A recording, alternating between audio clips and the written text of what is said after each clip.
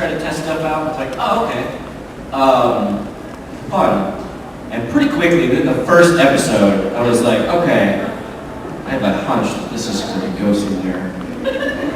I don't know if many of you watched the first episode, but it involves a popular term known as water sports. Don't Google it.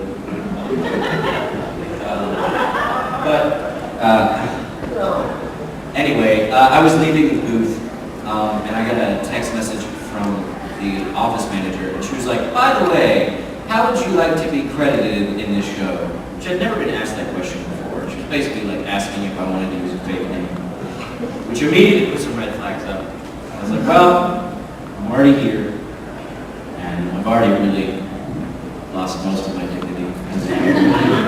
So, after doing freezing vibrations, I mean, that was like really inappropriate.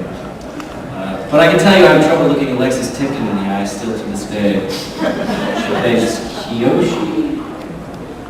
She plays the girl that he's on. I don't know. Next question.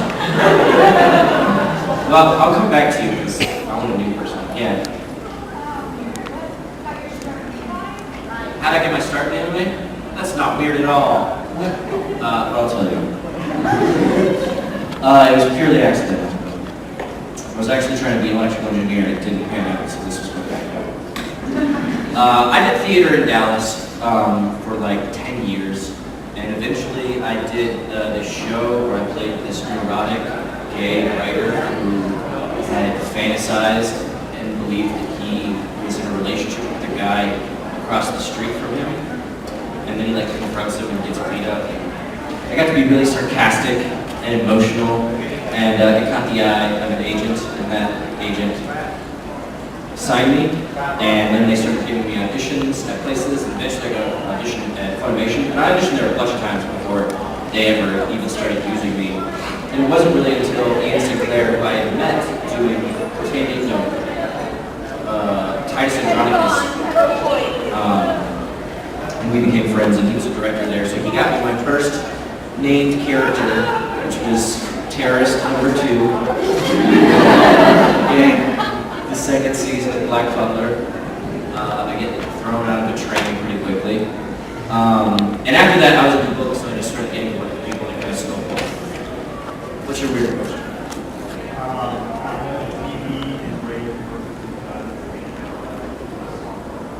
TV and radio conversion. Most awkward. I mean, they're all awkward. I don't book that many. There was one time I got booked for this company called Banfield. They work with like PetSmart. They're and I'll get political. I don't actually know this thing. Well, it wasn't even a commercial. I thought it was. I thought it was going to be an industrial, which is like a training video, but it was actually a live thing where like we had to memorize these scenarios, and it was in order for the veterinarians to learn how to deal with difficult employees and clients and patients and customers. So like I would show up and like either I would be like an obstinate doctor or like a customer that has a problem, and I would have to improv just being mean or stupid and difficult, and they would have to like run through the gambit of how to deal with it, and then like they get notes and they have to do it again. There was one time I walked in for an audition for I don't know, it was like Dr. Pepper or something, and literally I go into the thing and they were just like, hold this fire extinguisher. They go like this. And I was like, oh, okay. And they're like, no, but like, you know, do it realistically. I was like, okay. But you know, just kind of, you know, imagine here's the fire, and I just want you to, you know, I was like, oh, okay. But you know, a calm. Just take it and let me go. I hate commercials, they're all horribly awkward. But I love them because they pay me so much money.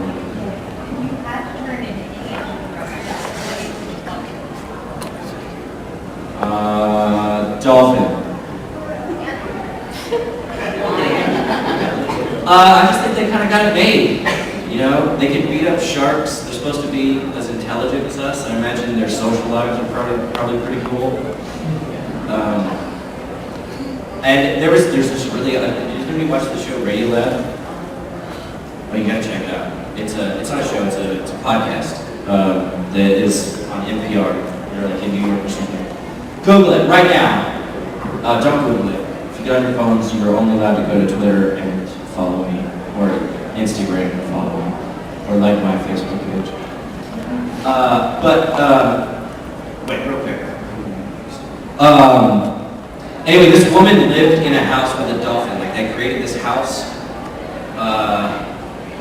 This is actually not totally it was controversial. But anyway, they created this house where it was like half water.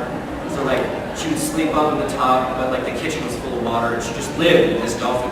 And they got to the point where the dolphins started imitating human speech. Like, they could communicate really well to each other. He was an adolescent male dolphin, and the project ended up getting canned because of controversial things that happened. It's a great podcast, you should check it out. Yes. Oh, never considered that. I guess green, because it was the first one I thought of.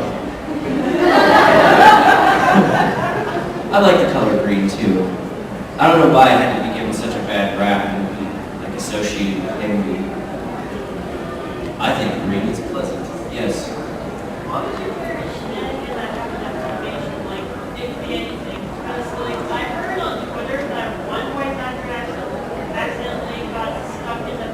Yeah, they did.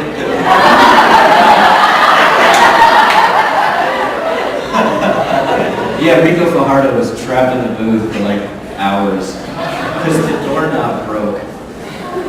Shenanigans. I mean, most of the time people are there just working alone in booths quietly. The most shenanigans that happen tend to be bombing other actors. A bomb is when you record a different line than what's supposed to be there, and you leave it for another actor to listen to when they're recording. It's generally pretty raunchy. This new show I'm recording right now, I don't know if I'm allowed to tell you what it is, but Cliff Chapin. Cliff is the leader. And I did my first thing there, and just every other line, whenever he says something right before me, he goes, Austin Tindle, Austin Tindle. It's Austin Tindle! It's a joke, because of a weird YouTube video I made for Omni Expo one year. Context. The funnest thing that ever happened is I used to be stuck at Funimation for long hours back when I was in like 4 or 5 broadcast dubs at the same time. Some of them were at night and some of them during the day. So like there's a little kind of lounge area where there's some couches and stuff. And I would just sit hunched over on my laptop for hours and hours. And I looked pretty ratty, not like today. I looked much more homeless at the time. And Justin Cook, voice actor extraordinaire and everyone's boss, and awesome dude, he came by at one point and he was just like, do you want a desk? I was like, yeah, that seems awesome. And I assumed he meant like, 'cause there's tons of places where there's cubicles and stuff. So I was like, oh, okay, he's gonna go put me somewhere in the back, so next time they like give the tour, people don't see some creepy guy laying on the floor doing stuff. Mostly himself. So I thought he was gonna go put me in a dark room somewhere. But he literally sprints away and runs back, pushing a desk. And then he runs off again and he comes back with a chair and this cardboard piece of paper. Cardboard, not a box, but a side of the box. Folder? Cardboard, a piece of cardboard. And he set me down on the chair, in the chair, at the desk, and he grabbed a Sharpie, and he wrote, "The doctor is in!" Stuck it in front of the desk. It stayed there for a while, and I was really, really proud of it. And I took a picture of it and put it on my Facebook page. So you can go check it out on my Facebook page. Many people make comments. And it's funny too, because I tend to sit in those couches and get in really emotional conversations with people. Because I'm deep. But eventually the cardboard got thrown away, and I wanted to make sure that everyone knew the desk was mine. So they have everyone that actually works there isn't like a contract shill like me. They all have the same black frame with their name and some anime picture behind it and a certain font and all that stuff. So I stole one. And I took it home and studied it carefully to figure out exactly what the font was and picked out a picture and basically replicated my own version. I went to buy it and bought another frame. I eventually gave that person theirs back. And everyone has their name and then their title. So now the desk is still there. There's a framed picture with the animation is the back DVD cover for "Is This a Zombie?", which is my character just surrounded by all the female characters laying on the floor asleep. And it says Austin Tindle, desk occupant.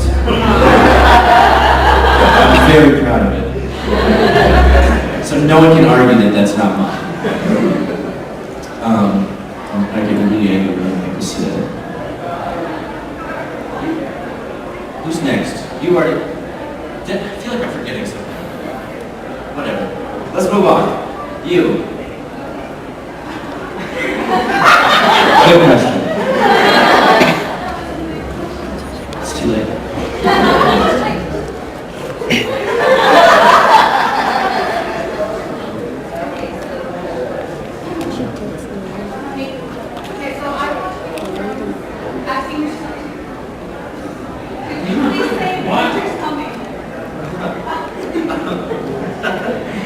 In what voice?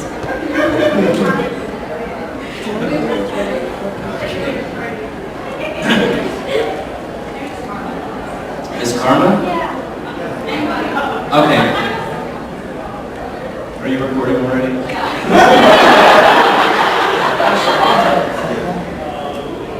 Winter is coming.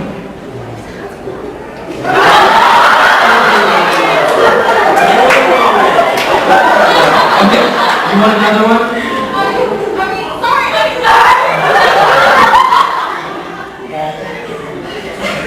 You're fired.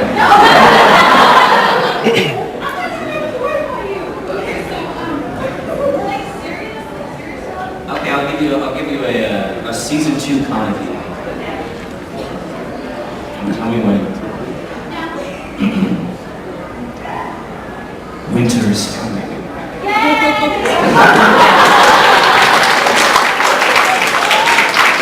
Now I'll do time on memory, which raise your hand if you've seen time on memory. You've seen it. Have you really seen it? That's one of my favorite shows. Winter is coming.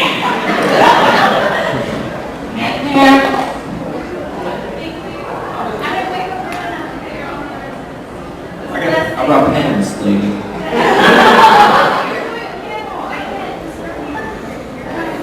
Be really quiet and come here and I'll keep answering questions.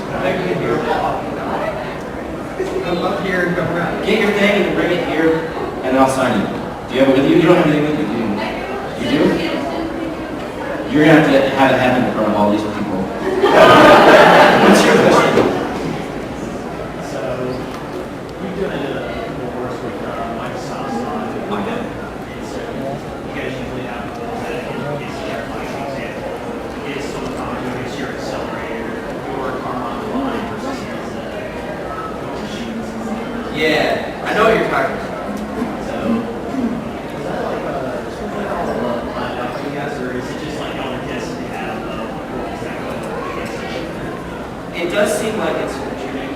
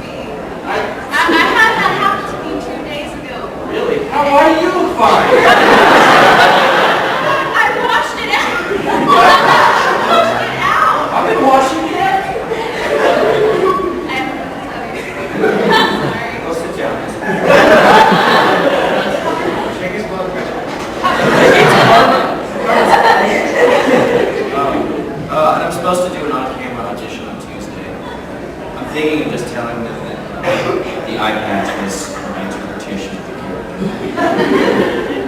Did you know that you sort of have the like Sebastian Stan? What did you say? Did you know that you sort of have to like Sebastian Stan? Who is that? Oh.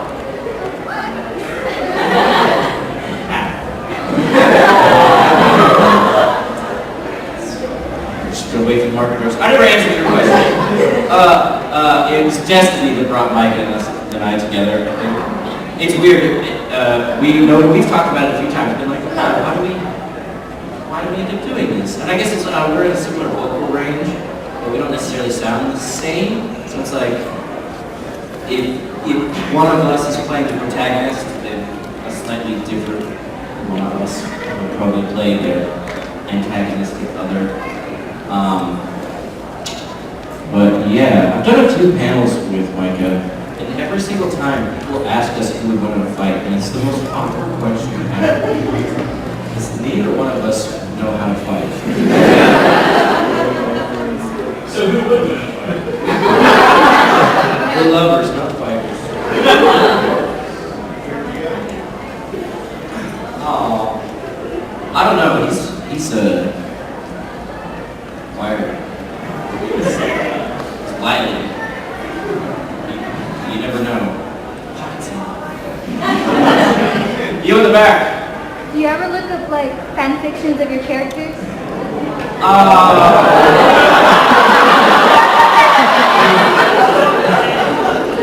There was one time when I just typed my name in Tumblr,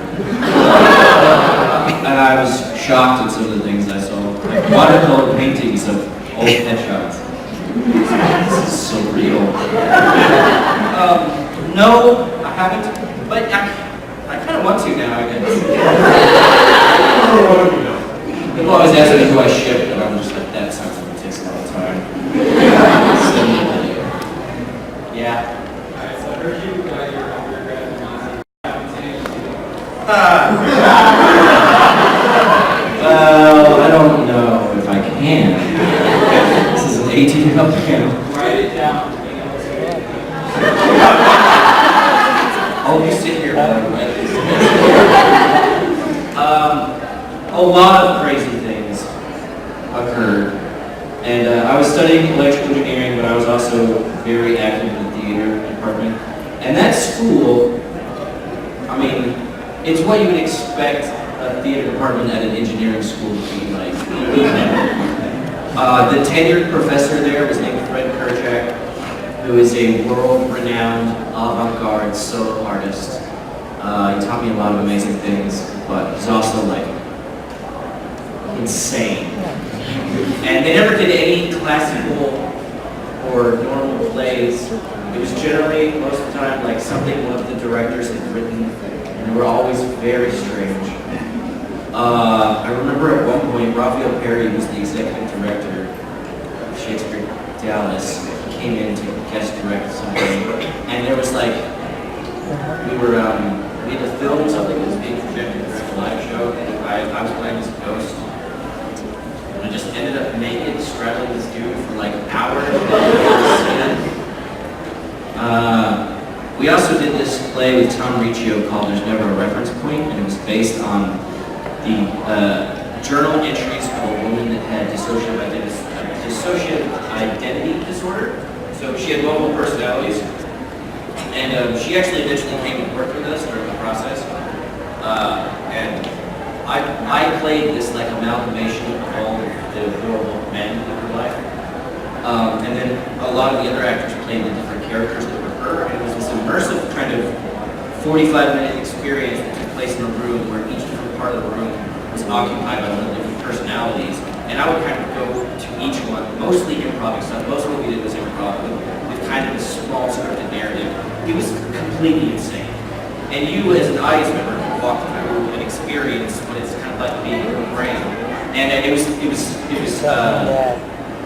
theater therapy because it was actually intended to help her externalize some of those characters. And so her original identity, the person that she originally was, is no longer her main identity. But there's one functions and communicates with most of them. And she's actually, like, we stayed in contact, and she's like, had more control and more experience just being one person. But it's an incredible thing. It's weird to call it a disorder because it's actually, it happens to incredibly intelligent people as a survival method. And like 99% of people with DID are women who suffered severe abuse at a very young age and used it as a coping mechanism. And this woman has been, she was like, she went through a bunch of child abuse through many stages. She at one point was kidnapped and sold as a sex slave and then rescued by a Dallas cowboy. She is a longtime stripper, and she's really good. She does crazy things. She was like 60 when I met her too, and she danced. Oh my goodness. And she's also an amazing artist, and she is working on her doctorate right now. Like, she's been in college this whole time. She's an incredibly intelligent person. Like, one of her personalities is Rita, and she has like hair pulled back and glasses and like very like astute and attentive and like OCD and stern. And that's how the director met her. She was in class one day, and she was showing up as Rita every day, and one day she showed up as something else. But she had, one of her personalities is her own mother. One of her personalities is this male cowboy. And one of her personalities is her as a 4-year-old child. And it's you can't fake that stuff, man. We watched her go through these changes, and it's like flipping a TV channel. I watched her change and instantly going through one emotion to like in the middle of another emotion. It was crazy, amazing. Anyway, I could talk about that for way too long. There's a lot of funnier stories I probably could have told you. But I won't. Maybe later. Yes.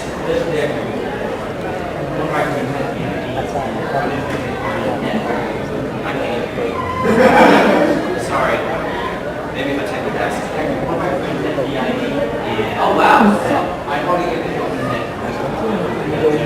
I have no idea.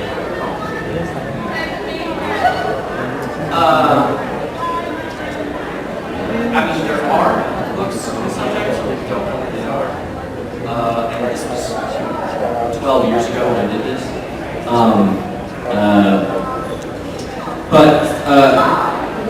What she went through, we performed it for like 3 weeks with audience members, and then the last week we brought her in, and we let her experience the play. And she's such an artistic soul too. She's such a, like, everything is a metaphor, everything has a certain meaning. But watching other people act out those characters that live inside her head was a really good way for her to externalize them. And so it's like when you watch the movie Harry Potter, and all of a sudden now when you read the books, you're thinking of that one. So I don't know. I can't give you professional advice. And it's a unique thing, you know. They're very unique people. All I can tell you is, generally, it's the sign of someone with really sophisticated and complex inner world and brain. So support, talking about things, writing things down. I think those are a good start. But I can't give advice to them. I just listen to them. I told you it was going to get deep dive. But yeah, oh man, everyone cried so much at the end of that play. Like the last time we did it, we all just like fell apart. It was insane. There's if you Google it too, they actually turned it, curated it, turned it into stuff. Which actually was kind of terrible. He was a really amazing and interesting artist, but he was also like kind of, well, he's an interesting hustler. So. But we found out that he turned it into like a museum piece that was curated all over the place, but kind of like took a bunch of pictures and videotapes that we never signed off on. It's like making money off of it. But c'est la vie, such as college. C'est la college.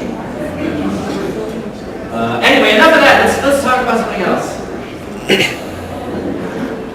Yes. What? How do you make the bottom of cross? Oh, that's actually an interesting story. Set time. Yeah. There actually is a story. This is, I can tell, short answer is Chris Ayers. But I was at a convention, and Kyle Bear was there, and he does this panel called Lip Sync Battle. This was February, this was Valentine's Day, actually. So I decided to lip sync The Origin of Love from Headway to the Angry Itch. Obviously, none of you have seen it because you'd be like, oh my god, that's amazing! Right? It's a really good song. I would go check it out. Part of the reason I went, it's like a 6-minute long song, but it's a story that's being told, so it's like, it's much easier than other songs if you're going to lip sync it and try to do something interesting. The funny thing I've learned about going to conventions is be careful what you ask for, because you'll get it. But the night before, in the green room, I was like talking to staff members, and I was like, you know what would be really cool? Like, if I could get a hold of some like size 11 high heels, that would be awesome. And she was like, and the next morning I get like a knock at my hotel. And they're like, these are yours. And they're like leather stiletto high heels, like this mesh pattern. They're beautiful. I still have them. So I did this in my last panel. Brandon, do you like the last panel? Okay, you already heard this story. I'm gonna do it without knocking over the chair. Yeah, now it's not on purpose. Okay, so I got in before everyone else, and I put the high heels on behind the desk, so it's singing table, whatever. And then he calls my name, and he starts playing the song, and I just go, get ready to feel. I proceeded to prance around and sing the song and get very emotional, like I do. And I thought I was so cool. I was like, yeah, I'm smart. Figured that out. Meanwhile, little did I know, during my song, Chris Ayers had snuck out of the room. And once my song was over, they started playing his song, which was Girls Just Want to Have Fun. And he busts in the room in full drag. And by the end of the song, he's got a combo line with all of the people in the room, just around the entire room. Anyway, he won. He won that battle. But he came up to me afterwards and he was like, do you ever go to Houston? I was like, no, but I would. And apparently my voice is exactly what he needed. Because he was looking for someone and hadn't found that person yet. And we were just talking before the panel. He was like, you sound like an anime character. I was like, thank you. So that's how it happens. High heels got me that job. Yeah. I haven't seen it. I'm sorry. It's the soundtrack. I haven't heard it. But you should Google Hamalaria. It's a video that some of my friends made about the condition of being too addicted to the Hamilton songs. It made it on Funny or Die. So, I know famous people. What else? Yeah, in the back. With the hat. Yes. Yep, the Naruto situation. Can't see very well, I'm sorry.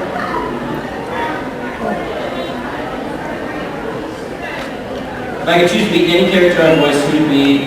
I don't know, maybe Ayu from Is This a Zombie is, you know, like Kaneki, he regenerates, but he's got a lot less issues to deal with than he just hangs out with a bunch of ladies. It's a much more kind of chill atmosphere. I wouldn't want to be someone fighting all the time because that seems stressful. So I'm gonna say Ayu. Now you. Now you.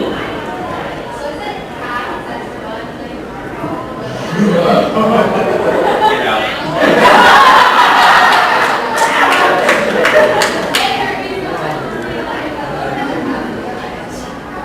Well, you know, Marco and John could never really work as a couple because Marco is his own better half.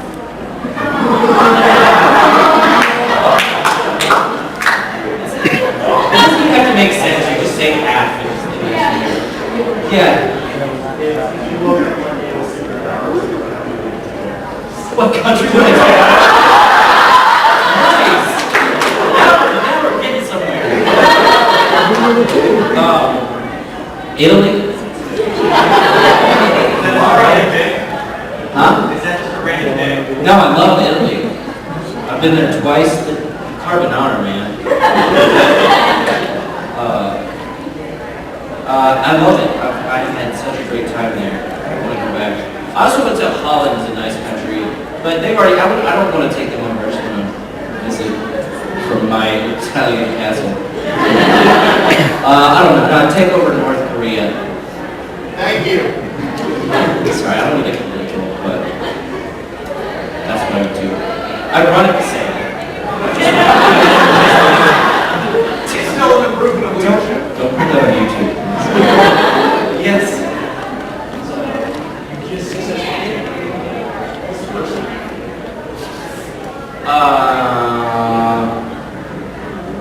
Free college education.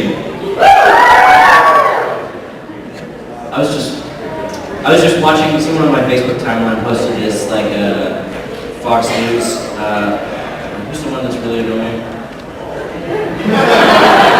But this young female African American activist just owned the Fox News about free college education. He kept trying to like change things, and she was just like, no, this. That's a good synopsis. Anyway, that's why it's on my mind. What else would I do? I would add an extra day to the week, make it 8 days a week, and call it Fun Day. Does anybody remember Doug? Do you remember Quail Man? Yeah. There's one episode where Quail Man, and after he saves the day, the Earth ends up moving slightly farther away from the sun, so there's like longer amounts of time in the year, so he adds an extra day and they call it Fun Day. So I stole that. Now it's mine! Someone else just raised their hand back there. Who was it? Oh, now you're not. Could you do your best impersonation of Mr. Snape from Harry Potter using your apartments? What's that?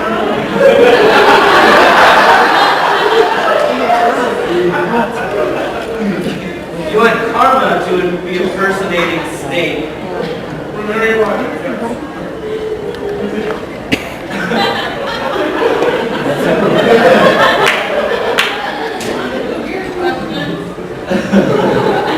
I'll do it. I'll make it quick. So I'm not good at improvising or impersonating. Hey, Potter. Why don't you pay more attention in Defense of the Dark Arts? You suck at potions. I don't know. I guess it does say in the description that I'm going to talk about Harry Potter. I wrote those descriptions a long time ago. I should go read those books again.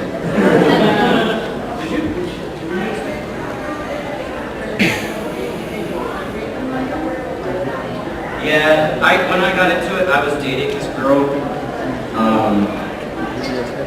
and she's really into the Harry Potter. She would just reread the books over and over and over again.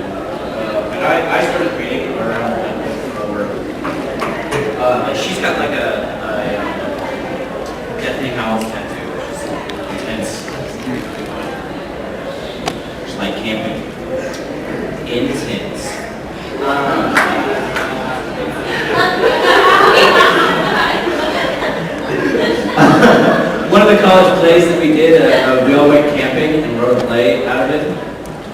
called it. It